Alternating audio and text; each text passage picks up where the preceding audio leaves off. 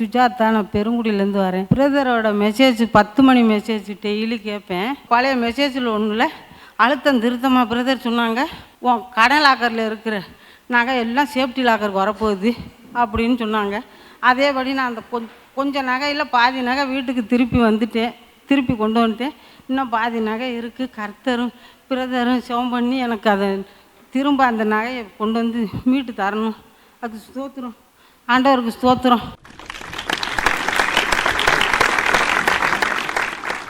கர்த்தருடைய பரிசுத்த நாமத்திற்கு ஸ்தோத்திரம். என்னையும் சாட்சியாக ஆண்டவர் இங்கே நிறுத்தினதற்காக நன்றி செலுத்துகிறேன். நான் எப்போதும் அங்கிளுடைய ப்ரேயர் நைட்டில் நம்பிக்கை சேனலில் பார்த்துக்கிட்டே இருப்பேன். எப்போல்லாம் நான் ரொம்ப உடஞ்சி போயிருக்கணும், அவருடைய வார்த்தை தான் நான் ஆறுதல் படுத்தும். ஒரு சான்ஸ் கிடச்சிது அங்கிளை பார்க்குறதுக்கு. என் கசின் மூலியமாக அவங்களுக்கு ஒரு அப்பாயின்மெண்ட் கிடச்சதுனால அவங்க மூலியமாக நான் தற்செயலாக போனேன். சரி, அங்கிள்கிட்ட என்றைக்காவது நம்ம பார்த்து பேசிடணும் அப்படின்னு சொல்லி. ஆனால் நான் போன காரியத்தை குறித்து என்னால் அன்றைக்கி பேச முடியல. வேலைக்காக ப்ரேயர் பண்ணி அனுப்பிச்சி விட்டாங்க. ஆனால் நான் ரொம்ப ஒரு கஷ்டத்தோடு திரும்பி வந்தேன். நம்ம போன காரியம் என்னமோ, ஆனால் அங்கிள் ப்ரேயர் பண்ணது வேறு விஷயம். ஏன்னா நான் வேலைக்கு போகணுன்ற தாட்டில் இல்லை. எனக்கு 10 இயர்ஸ் கேப் ஆகிடுச்சு. அந்த ஒரு எண்ணத்துலேயே நான் இல்லை. ஆனால் இதை குறித்து அங்கிள் இப்போ எனக்கு ப்ரேயர் பண்ணியிருக்காங்களே அப்படின்னு சொல்லி நான் அம்மாக்கிட்டேயே சொன்னேன். நான் சொல்ல வேண்டியது எதுவுமே நான் அங்கிள்கிட்ட சொல்லி ப்ரேயர் பண்ணிக்கல அப்படின்னு சொல்லி. அப்புறம் அது அப்படியே போச்சு. நான் போனது February மந்த்து. ஆனால் நான் March 7 ஒரு வேலையில் ப்ளேஸ் ஆனேன். ஆண்டவருக்கு நான் ஏதோ ஒரு காரியத்தை குறித்து போனேன். ஆனால் அங்கிள் மூலியமாக ஆண்டவர் சொல்லிட்டாரு, நீ ஒரு வேலைக்கு போகணும் அடுத்ததுன்னு. எனக்கு அப்படிப்பட்ட ஒரு சூழ்நிலை திடீர்னு அதே February மந்த் வந்துச்சு. நான் March 7 எனக்கு வேலையில் நான் ஜாயின் பண்ண ஆண்டவர் கிருபை செய்தார். நினைக்க முடியாத அற்புதத்தை ஆண்டவர் செய்தார். அதுக்கு முன்குறித்தே அங்கிள் மூலியமாக எனக்கு ஆண்டவர் பேசினது எனக்கு ஒரு பெரிய ஆசீர்வாதமாக இருந்தது. ஆண்டவர் எனக்கு செய்த நன்மைக்காக நன்றி செலுத்துகிறேன். கர்த்தருடைய பரிசுத்த நாமத்துக்கு ஸ்தோத்திரம்.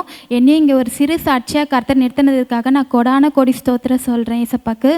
என் பேர் திவ்யா, நான் செங்கல்பட்டு மாவட்டத்துலேருந்து வரேன். எங்கள் மாமனார் பேர் மகாதேவன். எங்கள் மாமாவுக்கு கடந்த மே மாதத்துலேருந்து ரொம்ப உடம்பு சரியில்லாமல் இருந்தாங்க. திடீர்னு ஃபுட் பாய்சன் அப்படிலாம் ஆகிடுச்சு. அப்புறம் ஹாஸ்பிட்டலுக்கு கூப்பிட்டு போனோம். அப்புறம் கொஞ்ச நாள் கழித்து பார்த்தா வீட்டுக்கு வந்துட்ட உடனே திரும்ப எந்திரிக்கவே முடியல. ஒரு ப்ரெக்னென்ட் லேடி எவ்வளோ கஷ்டப்படுவாங்க இடுப்பு வலியோடு, அந்த மாதிரி ரொம்ப கஷ்டப்பட்டாங்க. என்ன ஆச்சுன்னே எங்களுக்கு தெரியவே இல்லை. எல்லா ஸ்கேன் எல்லாத்தையும் எடுத்து பார்த்தோம், எதுவுமே எங்களுக்கு தெரியல. அப்போ லாஸ்ட்டாக எம்ஆர்ஐ ஸ்கேன் எடுக்க சொன்னாங்க. அதில் பார்த்தா அவருக்கு முதுகில் ஒரு 3 எலும்பு அந்த மாதிரி இதாகிடுச்சு, அழுவி போயிடுச்சு அப்படி சொல்லி சொன்னாங்க. எங்களால் யாராலையுமே அதை தாங்கிக்கவே முடியல. அப்போ ஏசப்பா எங்கள் மாமாவுக்கு எல்லாமே சரியாயிடணும் அப்படி சொல்லிட்டு நாங்கள் ப்ரே பண்ணோம். எல்லாருமே ப்ரே பண்ணோம். அப்போ பெரம்பூர் ஹாஸ்பிட்டலுக்கு கூப்பிட்டு போனாங்க. அங்கே கூப்பிட்டு போய் 15 நாள் அவருக்கு பின்னாடி சேர்த்தவங்க எல்லாருக்குமே ஆப்ரேஷன் பண்ணி எல்லாருமே வந்துட்டாங்க. ஆனால் மாமாவுக்கு மட்டும் ஆப்ரேஷன் பண்ண ரொம்ப டிலே பண்ணாங்க. அப்போ நான் ஏசப்பா கிட்ட சொன்னேன், ஏசப்பா என்னைக்கு ஆப்ரேஷன் நீங்கள் சித்தம் வைத்திருக்கீங்களோ அன்னைக்கு ஆப்ரேஷன் பண்ணட்டும் சுவாமி. அது மட்டும் இல்லை, அங்கிளோட அந்த அனுதினம் மங்கள வார்த்தையை நான் கேட்கும் பொழுது, ஏசப்பா என்னைக்கு மாமாக்குன்னு சொல்கிறாங்களோ அன்னைக்கு நீங்கள் பேசுகிற வார்த்தை எங்கள் மாமாக்குரியதாக இருக்கணும் சாமின்னு சொன்னேன். ஆகஸ்ட் 2 பண்ணாங்க. அன்னைக்கு அவர் அந்த வார்த்தை ஏசப்பா என்ன பேசினேன்னா, உனக்கு விரோதமாக எழும்புகிற எந்த ஒரு ஆயுதமும் வாய்க்காமலே போகும்னு சொன்னாங்க. அந்த ஒரு வார்த்தையை கேட்கும் போது, ஏசப்பா எங்கள் மாமாவுக்கு விரோதமாக எழும்பின எந்த ஒரு ஆயுதமும் வாய்க்காமல் நீங்கள் பண்ணீங்களே, அதுக்காக நன்றி தகப்பனே அப்படி சொல்லிட்டு நான் ப்ரே பண்ணேன். அதே மாதிரி எல்லாரும் சொன்னாங்க, அந்த ஆப்ரேஷன் பண்ணால் ஒன்று கை கால் விழுந்துரும், இல்லைனா எந்திரிச்சு நிற்க மாட்டாங்க, இல்லைனா இறந்துருவாங்க சொன்னாங்க. ஆனால் என் தேவனே கர்த்தர் அந்த ஒரு வார்த்தையை கொடுத்து, ஏசப்பா இன்னைக்கு பண்ணி ஒரு 15 நாள் ஆயிடுச்சு, இன்னும் ஏசப்பா ஜீவனை கொடுத்து நல்லபடியாக நடக்க வைக்கிறாரு. அதற்காக கர்த்தருக்கு கோடான கோடி ஸ்தோத்திரம்.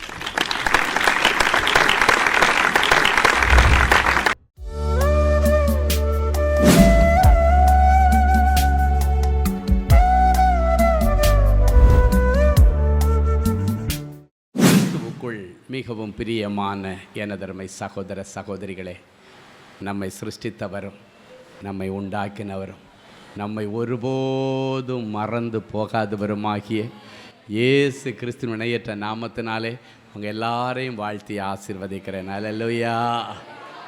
எல்லாரும் சந்தோஷமாக இருக்கீங்களா?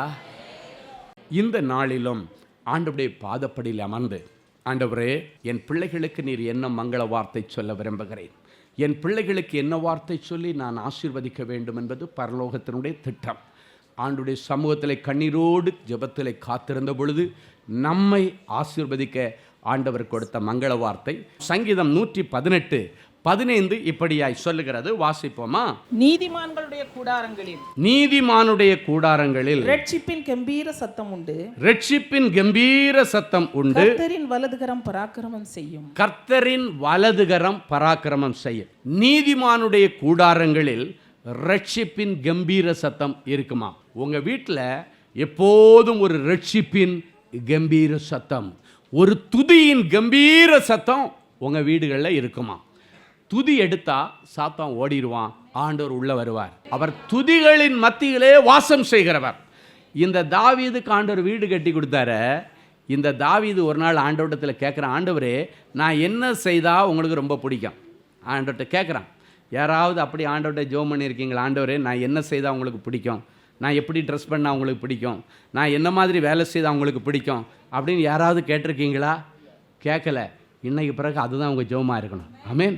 தாவீதை போல ஆண்டவர்கிட்ட கேட்க, ஆண்டவரே நான் என்ன செய்தால் உங்களுக்கு ரொம்ப பிடிக்கும்? உங்களை நான் ரொம்ப குஷியாக வச்சுக்கணும்னு நான் ஆசைப்பட்றேன், உங்களை ரொம்ப ஹாப்பியாக வச்சுக்கணும்னு ஆசைப்பட்றேன், நான் என்ன பண்ணால் நீங்கள் ரொம்ப சந்தோஷப்படுவீங்க அப்படின்னு ஒன்று ஆண்டவர் அவனுக்கு என்ன தெரியுமா பதில் கொடுத்தாரு? கர்த்தரை துதியுங்கள், நம்முடைய தேவனை கீர்த்தனம் பண்ணுகிறது அவருக்கு நல்லதாக இருக்கும், துதித்தலே எனக்கு இன்பமும் ஏற்றதுமாயிருக்கிறது. இந்த தாவீது ஆடு மேய்ச்சிட்டு பெரிய ராஜாவானதுக்கு ரகசியம் என்ன தெரியுமா? துதிச்சு துதிச்சு ஆண்டவரை மயக்கிட்டான். எங்கே போனாலும் துதிப்பான். ஆடு மேய்க்க போன இடத்துலையும் பார்த்தா ஆடை கொண்டு போய் மேய விட்டுட்டு கிண்ணறத்தை வச்சு துதிக்க ஆரம்பிச்சிருவான். துதிச்சு துதிச்சு ஆண்டவரை மயக்கி கூடயே வச்சுக்கிட்டான். அதனால தான் கடைசி ஆண்டவர் சொல்றார், இவன் என் இருதயத்திற்கு ஏற்றவன், துதித்தலே எனக்கு இன்பமும் ஏற்றதுமாயிருக்கிறதுன்னு பதில் சொன்னதுக்கு அப்புறம் துதிச்சு துதிச்சு அவருடைய இருதயத்திற்கு ஏற்றவனாய் மாறினான் இந்த தாவீது. அதனால தான் ஆண்டவர் ஆசைப்பட்டு உனக்கு ஒரு வீடு கட்டி தந்துடுறேன்ப்பா, நீ நல்லா இரு, ஏன்னா என்ன நீ துதிச்சுக்கிட்டே இருக்கிற. புலம்பலுக்கு இன்றைக்கு முடிவு வரட்டும்.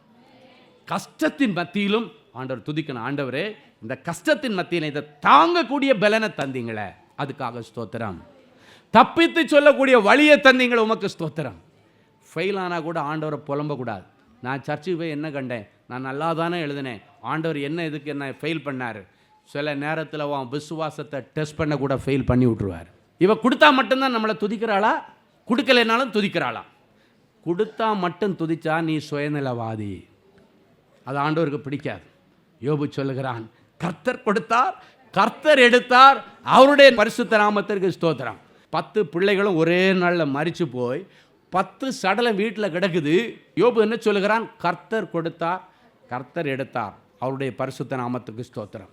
அந்த இடத்துல ஆண்டவரை துதிச்சானே தவிர ஆண்டவரை ஒரு நாள் அவன் மறுதளிக்கலை. அவனுடைய மனைவி மறுதளித்தாள். இப்படி உனக்கு ஒரு ஆண்டவர் தேவையா? பேசார விதை தூசிச்சிட்டு நாண்டுக்கிட்டு சாவு அப்படின்றார். நம்ம பாஷையில் சொன்னால் அதுதான்.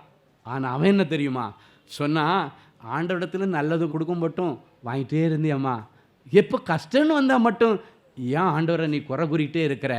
இந்த மனநிலை உங்களிடத்தில் இருக்கணும். சொல்லணும், ஃபெயில் ஆனாலும் ஸ்தோத்திரம், அடிப்பட்டாலும் ஸ்தோத்திரம், மிதிப்பட்டாலும் ஸ்தோத்திரம், என்ன வந்தாலும் நான் உங்களை நம்புவேன், என்ன வந்தாலும் உங்களை நம்புவேன், யார் கைவிட்டாலும் நான் உம்மை துதிப்பேன். ஹல்லேலூயா.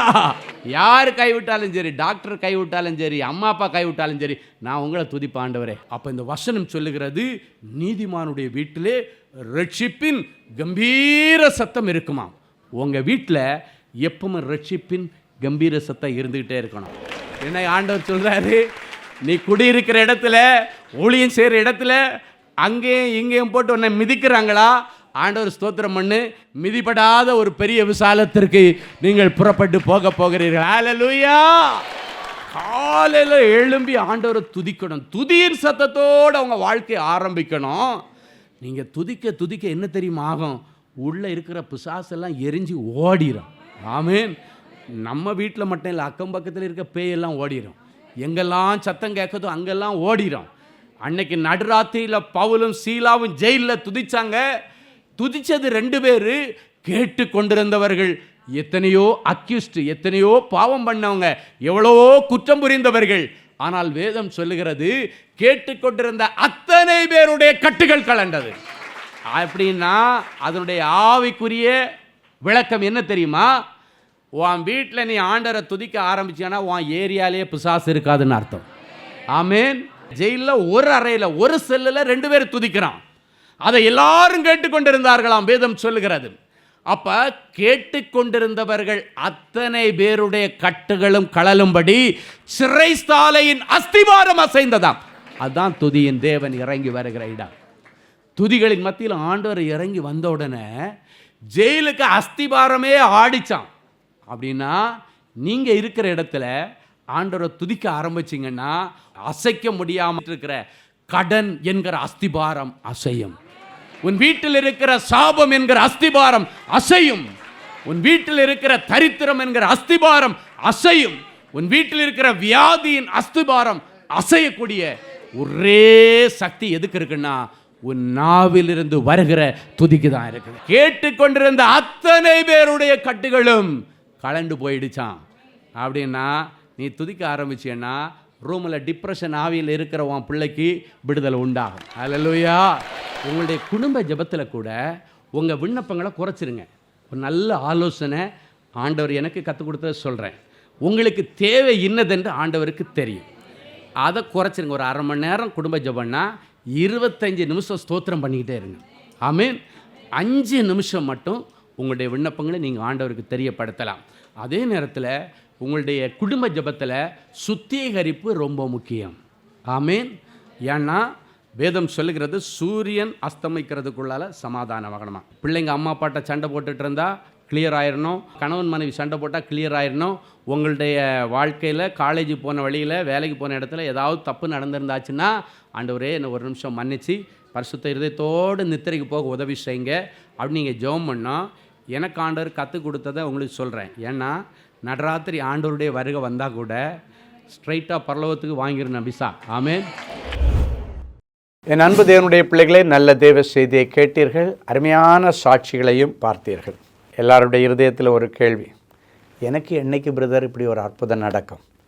ஏன் அது ஆண்டவர் என்னைக்கு செய்யலாம் இல்லை? விசுவாசத்தோடு அப்படியே முழங்கால்களை தாழ்த்துங்கள்.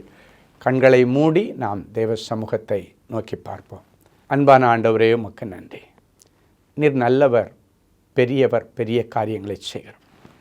ஒரு சின்ன காரியம் கூட என்னுடைய வாழ்க்கையில் நடக்கலேன்னு அழுது கொண்டிருக்கிற பிள்ளைகளுக்கு பெரிய காரியங்களை செய்ய ஆண்டவர் இன்றைக்கு இந்த நிமிஷத்தில் என் பிள்ளைகளுடைய இருதயமாகிய சிங்காசனத்தில் எழுந்தருளுவீராக. என் பிள்ளைகள் இன்றைக்கு உம்மை சுமந்து கொண்டு முழந்தாள் படியிட்டு ஜெபித்து எழும்பும் பொழுது பிள்ளைகளுக்கான நல்ல காரியங்களுக்கான தேவதூதர்கள் வருவார்களாக, பணிவிடையின் ஆவிகள் வருவார்களாக, எலியேசர்கள் வருவார்களாக, கேப்ரியல் தூதியன் வருவானாக. நற்செய்திகள் வரட்டும். இன்றைக்கு இந்த ஜெபம் முடித்து அவர்கள் எழும்பி கண்களை ஏறெடுத்து பார்க்கும் பொழுது, அவங்க மெயிலை ஓப்பன் பண்ணி பார்க்கும் பொழுது, மொபைலை ஓப்பன் பண்ணி பார்க்கும் பொழுது, நீண்ட நாட்கள் இவர்கள் எதிர்பார்த்து கொண்டிருந்த நற்செய்திகளின் பிள்ளைகளுக்கு வரட்டும் சாமி. நீங்கள் எதிர்பார்த்து கொண்டிருக்கிற நல்ல காரியங்களை உங்களுக்கு கொடுக்க உங்கள் மேல் நினைவாய் வந்திருக்கிறேன். அவைகள் தீமைக்கு ஏதுவாய் அல்ல, நன்மைக்கு ஏதுவாகவே நடக்கும். நன்மைக்கு ஏதுவான நற்செய்திகளும் வரும் என்று கர்த்தர் சொல்லி பிள்ளைகளை ஆசீர்வதிக்கிறதற்கு ஸ்தோத்திரம். எனக்கு எப்பொழுது மாறுதல் உண்டாகும் என்று யோபு காத்து கொண்டிருந்தது போல உபத்திரவத்தின் முடிவு நாளுக்காக காத்து கொண்டிருக்கிற என் பிள்ளைகளுக்கு இனியும் கால தாமதம் இல்லாமல் என் பிள்ளைகளுடைய உபத்திரவங்களுக்கு முடிவை கொண்டு வாரும்.